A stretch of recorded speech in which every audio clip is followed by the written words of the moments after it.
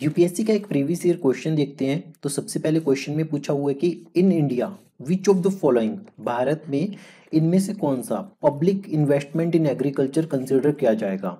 तो सबसे पहले आपको ये वर्ड समझना पड़ेगा कि पब्लिक इन्वेस्टमेंट इन एग्रीकल्चर का क्या मतलब है। पब्लिक इन्वेस्टमेंट इन एग्रीकल्चर का क्या मतलब है। तो इसका मतलब है कि वो खर्चा, वो इन्वेस्टमेंट जो सरकार करेगी for the creation of asset, मतलब कि जिससे लॉन्ग टर्म में प्रोडक्टिविटी बढ़ेगी, रिसोर्सेज को डेवलप करने के लिए जो खर्चा करेगी वो, जिससे कि जो बूस्ट हो, क्या चीज बूस्ट हो, एग्रीकल्चरल प्रोडक्टिविटी।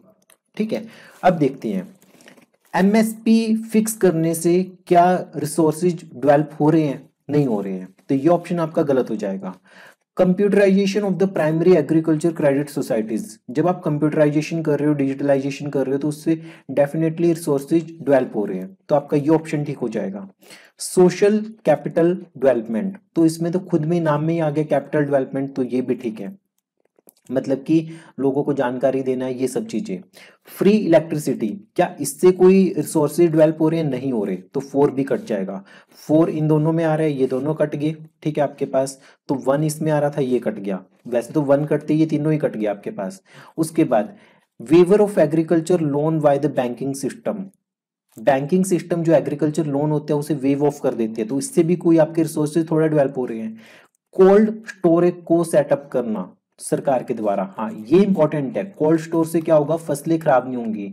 जो गोदामों में पड़ी पड़ी कीड़े पड़ जाते हैं, खराब हो जाते हैं, तो वो कोल्ड स्टोर में खराब नहीं होगी। तो ये आपकी रिसोर्सेज डेवलप हो रहे हैं। तो इसका आंसर होगा 2, 3 and 6। Public investment in agriculture का ये मतलब होता है कि जिससे रिसोर्सेज डेवलप हो।